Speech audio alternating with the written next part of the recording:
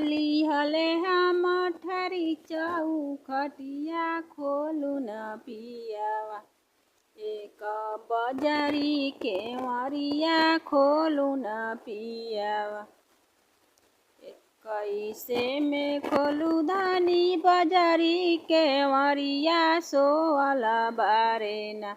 एक धनी सवतिनिया सोवाला बारेना।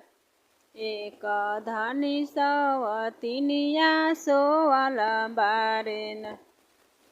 पटना सहरिया से लोहरा बोलबो काटयो देबो ना। एक बजारी केवरिया काटयो देबो ना। एक हाथे धरबो में सौतिन के केसिया दूसरे हाथे ना।